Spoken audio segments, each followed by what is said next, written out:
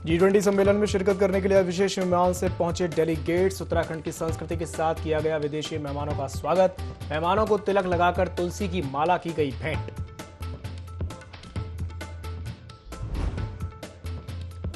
मुख्यमंत्री पुष्कर सिंह धामी ने सचिवालय में किया पालना घर का उद्घाटन। सचिवालय में तैनात कर्मचारियों के बच्चों को मिलेगी सुविधा।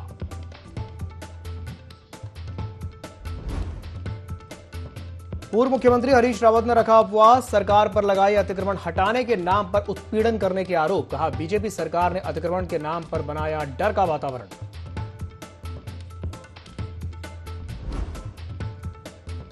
मौसम विभाग ने जारी किया पूर्वानुमान। आज और कल के लिए बारिश और ओलावृष्टि का ऑरेंज अलर्ट जारी। सभी डीएम और आपदा प्रबंधन अधिकारियों को अलर्ट रहने के निर्देश।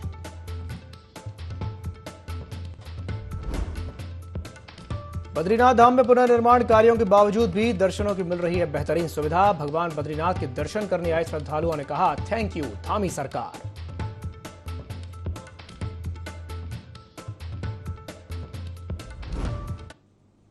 नमस्कार, देवभूमि लाइव में आप सभी का स्वागत है। मैं हूं आपके साथ दिव्यांशु जोशी। मुख्यमंत्री पुष्कर सिंह धामी तीर्थनगरी हरिद्वार के दौरे पर रहे। मुख्यमंत्री ने हरिपुर कला में हरि सेवा आश्रम के वार्षिक उत्सव में चल रही भागवत कथा का दीप प्रज्वलित करके शुभारंभ किया और उसके बाद कार्यक्रम में मौजूद साधु संतों से आशीर्वाद भी लिया। मुख्यमंत्री ने G20 की मेजबानी और वंदे भारत ट्रेन की सौगात के लिए पीएम मोदी का आभार व्यक्त किया। आपको वंदे भारत एक्सप्रेस 25 मई को प्रारंभ होने जा रही है। देश के प्रधानमंत्री हरी झंडी दिखा करके इसे रवाना करेंगे।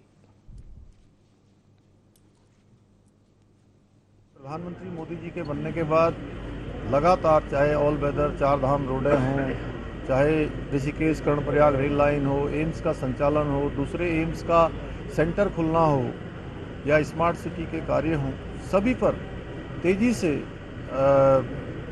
निर्णय किए गए हैं, उनको स्वीकृति प्रदान की गई है। और इन 9 सालों में उत्तराखंड के लिए 1.5 लाख करोड़ की योजनाएं भारत की सरकार ने प्रधानमंत्री मोदी जी के नेतृत्व में स्वीकृत की हैं। उसी क्रम में वंदे भारत एक्सप्रेस कल से यहाँ से प्रारंभ हो रही है।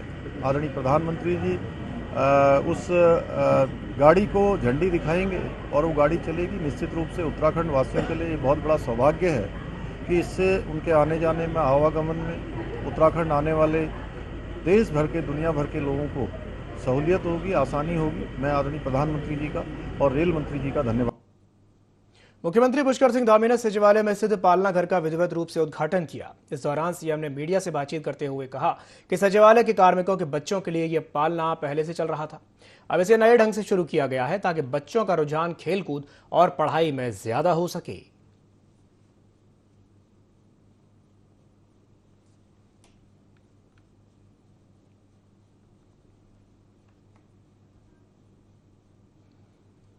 यूनिफॉर्म सिविल कोड यानी कि समान नागरिक संहिता को लेकर के देहरादून में जनसंवाद कार्यक्रम आयोजित किया गया। इस जनसंवाद कार्यक्रम में यूनिफॉर्म सिविल कोड के लिए गठन समिति विभिन्न संगठनों के साथ संवाद करेगी। तो वहीं इस पर सीएम पुष्कर सिंह धामी ने कहा कि जब वो दोबारा मुख्यमंत्री बने तो उनका सबसे पहला फैसला यही था कि यूनिफॉर्म सिविल कोड के लिए कमेटी गठित की जाएगी।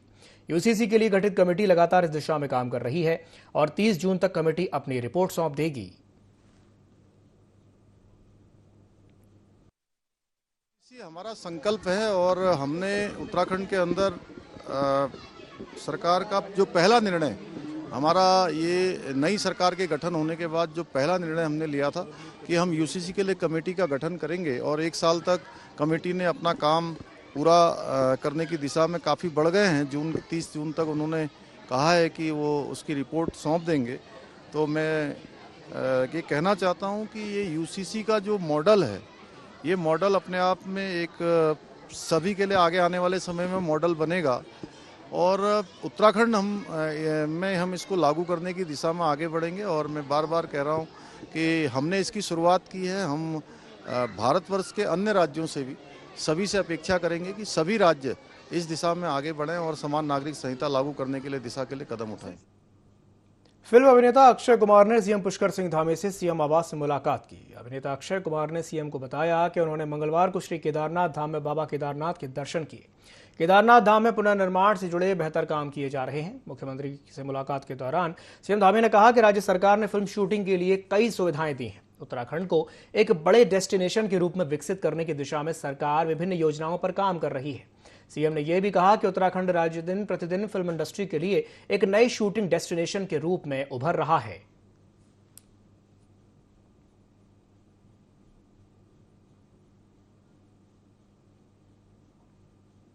यूपीएससी के नतीजे के सामने आने के बाद उत्तराखंड के कई घरों में जश्न का माहौल है। उत्तराखंड के कई बच्चों ने यूपीएससी में सफलता हासिल की है।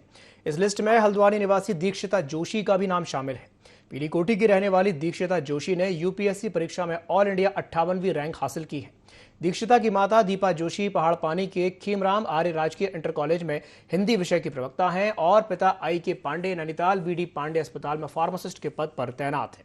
दीक्षिता की कामयाबी के बाद हल्द्वानी नहीं बल्कि पूरे राज्य से उन्हें बधाइयां मिल रही हैं।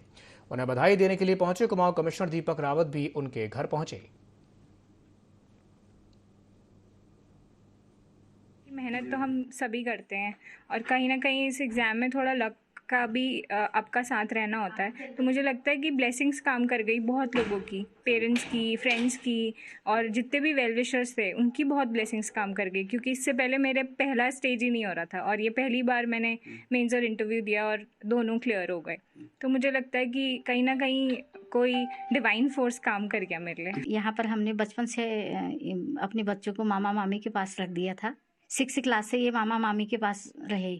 छोटा बच्चा मेरा 3rd क्लास में था, तब से मामा मामी ने पाले बच्चे, उन्हीं के सहयोग में, उन्हीं के सानिध्य में रहे हैं। ये मतलब इस मुकाम तक पहुंचने में सबसे बड़ा हाथ उनका है।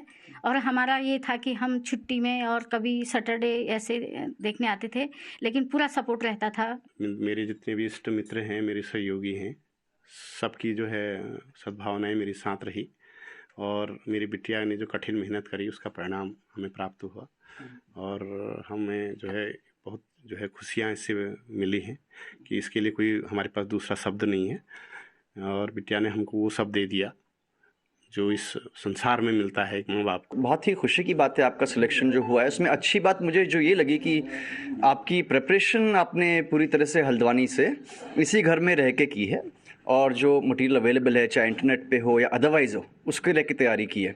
बहुत अच्छी सीख है हमारे आने वाले एस्पिरेंट्स के लिए जो तैयारी कर रहे हैं, विशेषकर जो छोटे टाउन्स में रहते हैं वहाँ से तैयारी करते हैं या उनका परसेप्शन होता है कि बड़े शहर में जाना ही पड़ेगा या कोचिंग करनी ही पड़ेगी। उसका बहुत अच्छा एग्जाम्पल है कि सेल्फ स्टडी से, मेहनत से हम किस प्रकार सक्सेसफुल हो सकते हैं। उनको बहुत बहुत बधाई मेरी ओर से, उनके पेरेंट्स को बहुत बहुत बधाई। चंपावत डीएम नरेंद्र सिंह भंडारी ने लोहाघाट की प्रसिद्ध कोली ढेक झील क्षेत्र का अधिकारियों के साथ निरीक्षण किया। डीएम भंडारी ने निरीक्षण के दौरान बोट संचालकों से वार्ता करके उनकी समस्याओं को जाना और निराकरण के निर्देश दिए।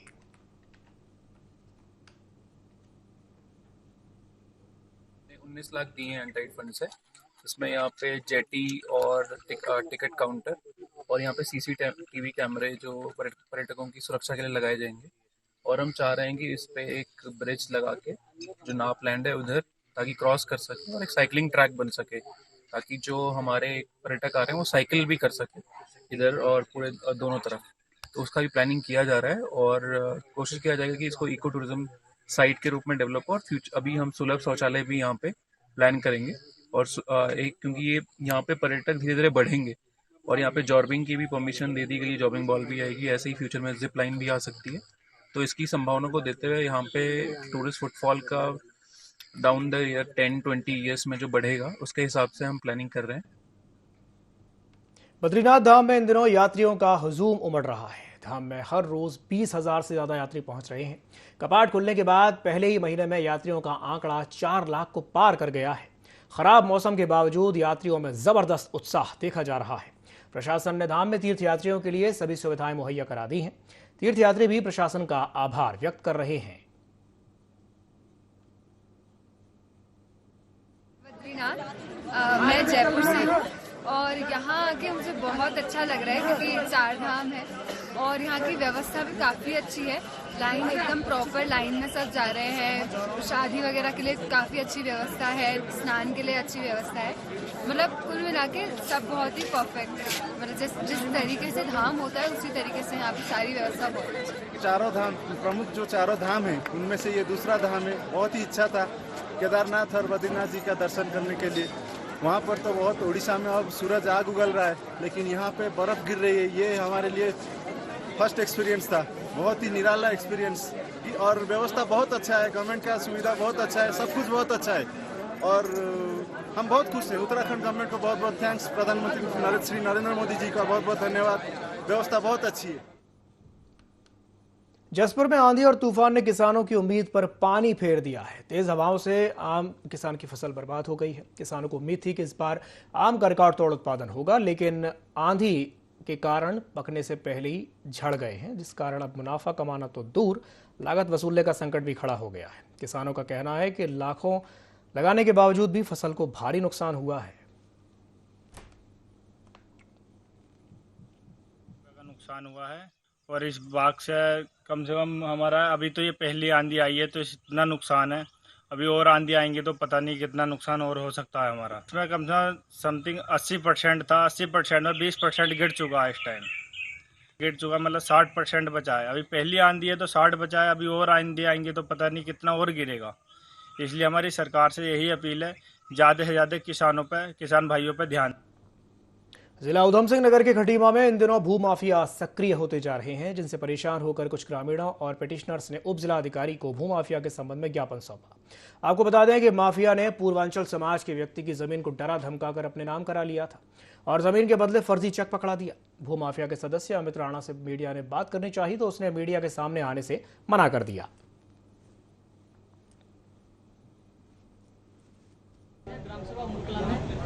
जो मेरे पिताजी ने उन्होंने सन 1977 में जरी तरी शाम से खरीदी थी और उस पर तब से हम खेती करते हुए आए हैं। 1.5 साल के आसपास हो गए। कोई मंत्री जी हैं रात को सोनकर जी, वो मेरे पास आए कि मंगल जी आप ज़मीन बेचेंगे क्या? तो मैंने साफ मना कर दिया कि मैं नहीं बेच पाऊँगा।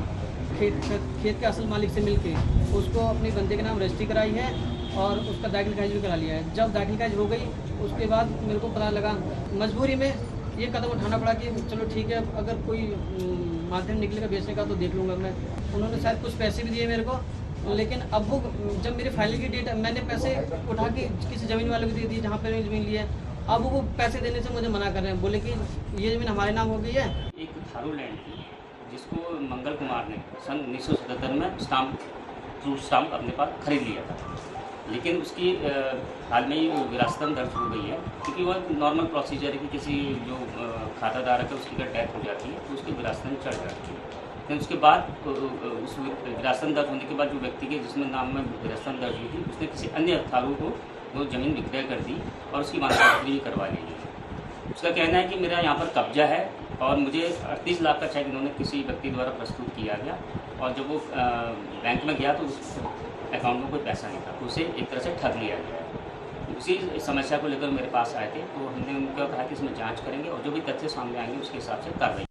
चारधाम यात्रा के दौरान अवैध नशे के खिलाफ उत्तरकाशी पुलिस अभियान चला रही है। इसी कड़ी में कोतवाली पुलिस और एसओजी की स्पेशल टीम ने स्मैक तस्कर को गिरफ्तार कर लिया। पूछताछ में आरोपी ने बताया कि वो देहरादून के एक मुख्य सप्लायर से स्मैक खरीद करके लाया था, जिसे वो छोटी छोटी मात्रा में बेच रहा था। फिलहाल देहरादून के मुख्य सप्लायर की तलाश की जा रही है। पुलिस और एसओजी और एएनटीएफ की संयुक्त टीम ने तिलोद के पास से एक ड्रग सप्लायर को गिरफ्तार किया है, जिसका नाम मयंक नौटियाल है और इसके कब्जे से करीबन 9.5 ग्राम अवैध स्मैक बरामद की गई है। काफ़ी पुलिस को पिछले कई दिनों से ऐसी सूचना मिल रही थी कि तिलोद के पास ये स्मैक का जो व्यापारी है काफ़ी घूम रहा है और काफ़ी लोगों को ये बेच रहा है। तो इससे हमने जो है वहाँ पे हमारी टीम लगाई और उसी टीम को कल जो है सफलता मिली और इसके कब्जे से हमने 950 ग्राम अवैध स्मैक बरामद की गई है। इसकी बरामदगी के आधार पर हमने कोतवाली उत्तरकाशी में 8/21 एनडीपीएस एक्ट में मुकदमा दर्ज कर लिया गया है। टिहरी जनपद के प्रतापनगर क्षेत्र में वन विभाग और पुलिस ने संयुक्त रैली का आयोजन किया। रैली में बड़ी संख्या में आम नागरिक शामिल हुए। आपको बता दें कि गर्मियों में जंगल में आग लगने के मामले ज्यादा सामने आते हैं।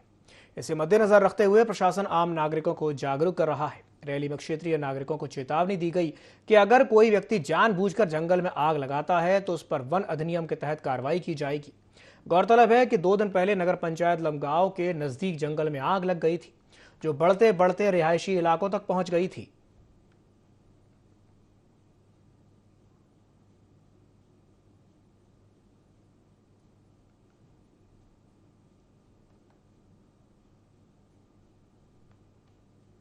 लालकुआ के ट्रांसपोर्ट नगर में स्थित कबाड़ की दुकान में अज्ञात कारणों से अचानक से आग लग गई, जिससे दुकान में रखी बड़ी बैटरी, छोटा सिलेंडर, प्लास्टिक, गत्ता और बर्तन जैसे सामान जलकर के खाक हो गया। तेज धमाके के साथ दुकान में रखा बड़ा गैस सिलेंडर फट गया, जिसके धमाके से दुकान के पर खच्चे उड़ गए। साथ ही आग ने विकराल रूप धारण कर लिया। तो वहीं पुलिस और स्थानीय लोगों की मदद से बमुश्किल आग पर काबू पाया जा सका। गनीमत यह रही कि दुकान में कोई भी व्यक्ति मौजूद नहीं था, जिससे एक बड़ा हादसा होने से टल गया।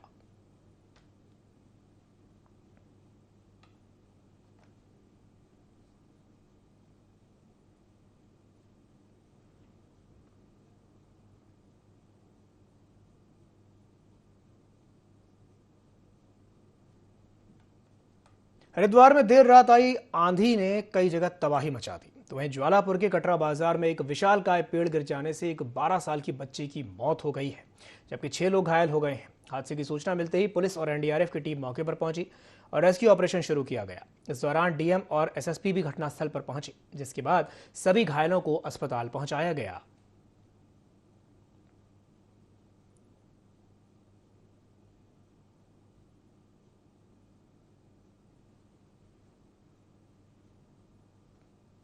उत्तरकाशी जनपद मुख्यालय में कूड़े की समस्या अब और बढ़ सकती है। जनपद में कूड़ा डंपिंग के लिए जगह न होने के कारण नगर पालिका जनपद के प्रवेश द्वार तामाखाड़ी टनल के पास कई सालों से कूड़ा इकट्ठा कर रही है और वहां पर कूड़े के पहाड़ खड़े हो चुके हैं। इसे देखते हुए नगर पालिका ने तिलोत में करोड़ों रुपए खर्च करके कूड़ा ट्रेंचिंग ग्राउंड का निर्माण कराया है, जहां पर इस कूड़े की सफाई होनी थी, पर अब स्थानीय लोग इसके विरोध में आ गए हैं। इस ट्रेंचिंग ग्राउंड पर कोई काम ना होने के कारण जनपद मुख्यालय में इस कूड़े से महामारी फैलने का खतरा पैदा हो गया है।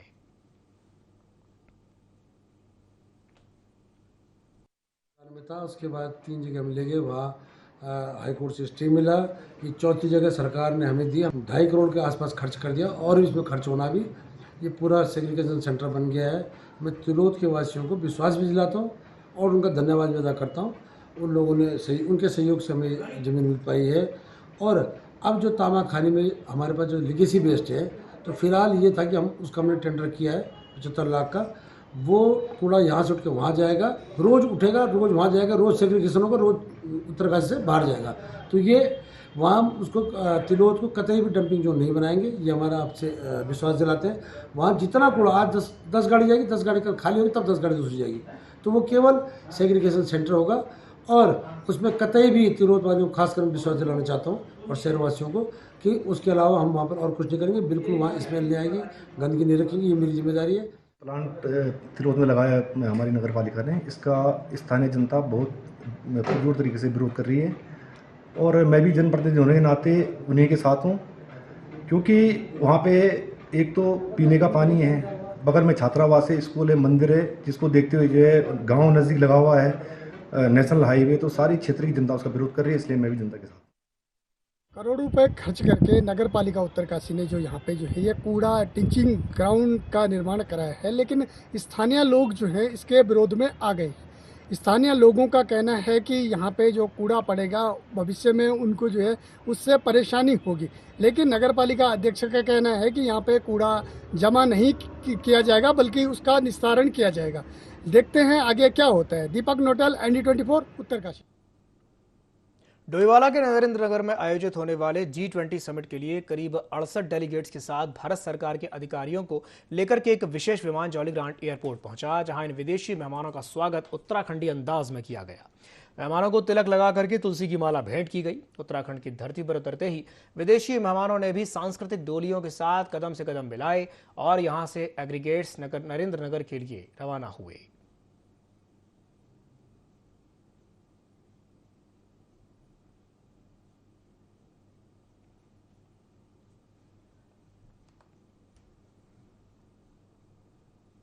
पर्यटन कारोबार को बढ़ावा देने के लिए गोवा और उत्तराखंड राज्य के बीच एक MOU साइन हुआ है। इसके तहत दोनों राज्य पर्यटन बढ़ाने में एक दूसरे की मदद करेंगे। सीएम आवास में मुख्यमंत्री धामी और गोवा के पर्यटन मंत्री रोहन खौंटे की मौजूदगी में यह करार हुआ। मुख्यमंत्री पुष्कर सिंह धामी ने कहा कि पर्यटन सेक्टर को बढ़ावा देने के लिए 100 नए डेस्टिनेशन की तलाश की जा रही है, जहां निवेश को बढ़ावा दिया जाएगा। गोवा और उत्तराखंड दोनों एक दूसरे की संस्कृति और पर्यटन से जुड़ी हुई जानकारियां साझा करेंगे। गोवा सरकार ट्रेड, टेक्नोलॉजी और टूरिज्म के विजन पर काम कर रही है। दोनों राज्यों में आपसी सहयोग से पर्यटन को बढ़ावा मिलेगा।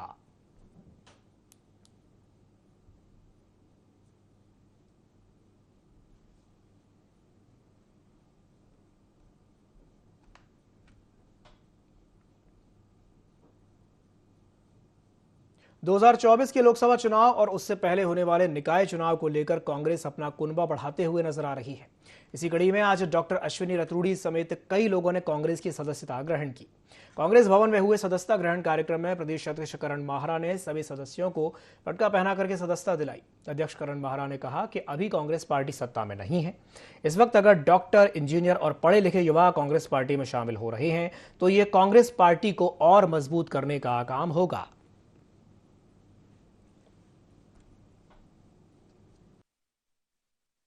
डॉक्टर अश्विन रतूड़ी जी और हमारे सुधीर भंडारी जी, इन लोगों ने अपने साथियों के साथ आज कांग्रेस ज्वाइन की है। और जब ऐसे साथी ज्वाइन करते जो पढ़े लिखे लोग हैं और जो जिस समय हमारी सत्ता नहीं है, सत्ता के टाइम में तो सब लोग आते हैं, लेकिन ऐसे समय में ज्वाइनिंग जब हम लोग संघर्ष कर रहे हैं, जब हम सड़कों पे हैं, हम अपने पहलवान गोल्ड मेडलिस्ट बहनों के लिए लड़ रहे हैं, जब हम बेरोजगारों की लड़ाई लड़ रहे हैं, ऐसे में डॉक्टर अश्विन ने हमको ज्वाइन किया है अपने साथियों के संग, भंडारी जी इत्यादि के साथ। तो ये हमारे लिए उत्साह बढ़ाने वाली बात है और इससे लगता है कि आने वाला भविष्य निश्चित ही अच्छा होगा और जो बेरोजगार नौजवान हैं वो अपनी मांग को, अपने हकों को आराम से सड़कों में लड़ सकेंगे, बात रख सकेंगे। ऐसा नहीं होगा जैसे दमनकारी सरकार इस समय चल रही है। नैनीताल में निगम प्रशासन ने एक बार फिर से अतिक्रमण पर कार्रवाई की है। इसके चलते कालू सिद्ध बाबा के मंदिर से लेकर मीरा मार्ग तक कार्रवाई करते हुए दुकानों के सामने सड़क पर रखे सामानों को जब्त किया गया, तो वहीं एक दुकान को ध्वस्त भी किया गया। पर अतिक्रमणकारियों के हौसले इतने बुलंद हैं कि निगम प्रशासन की टीम के जाते ही दोबारा दुकानें सड़कों पर सजा ली। हालांकि नगर आयुक्त पंकज उपाध्याय का कहना है कि किसी भी सूरत में अतिक्रमण बर्दाश्त नहीं किया जाएगा और अवैध दुकानों पर भी कार्रवाई की जाएगी।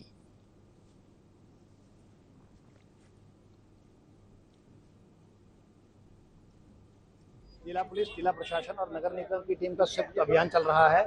इसमें जिनका भी अवैध अतिक्रमण है उसको हटाया जा रहा है और मैं सभी व्यापारी भाइयों से अनुरोध करता हूँ जिसका भी अवैध अतिक्रमण जिन्होंने भी कर रखा है उसको स्वयं हटा ले। नगर निगम पुलिस प्रशासन की टीम के द्वारा जो हमारी बाजार है, जहाँ पे हमने ये बाजार क्षेत्र में जो भी नालियों पे अतिक्रमण कर रखा है, फड़ ठेले खोखे वालों ने, उस पर कार्रवाई हो रही है और इसका उद्देश्य एक ही है कि ये जो रोड है, बिल्कुल भी चलने के लिए जगह नहीं बची है। इसीलिए पूरे शहर में अभियान चलाया जा रहा है और जगह जगह जिन लोगों ने रोडों पर कब्जा किसी भी तरीके का कर रखा है उसे खाली कराया जाएगा। देखिए, कहीं भी अगर मैं भी अभी मौके पर हूँ, अभी तक किसी ने ऐसी कोई शिकायत नहीं करी है। अगर ऐसी कोई शिकायत प्राप्त होती है उस पर कार्रवाई की जाए।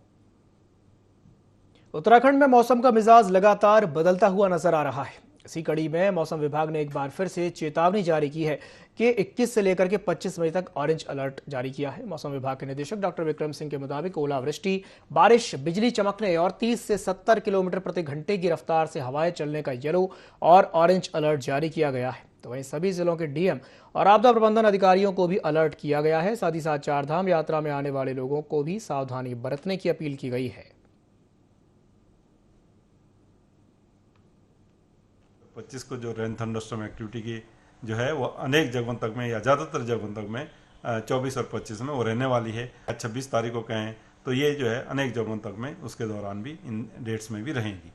इसके साथ साथ अगर वार्निंग की बात करें तो हमने जो है 24 और 25 के लिए जो है ऑरेंज अलर्ट रखा है, क्योंकि इस दौरान जो थंडरस्टॉर्म एक्टिविटी रहेंगी वो मॉडरेट से सीवियर तक भी कहीं कहीं पर मिलेंगी, जिससे कि आप देख सकते हैं कि जो उस दौरान ओलावृष्टि है या जो स्क्वाल है जिसमें कि विंड स्पीड जो आपकी 60 से 70 किलोमीटर प्रति घंटा रहेंगी और गस्टिंग वो 80 किलोमीटर प्रति घंटा तक की भी जा सकती है।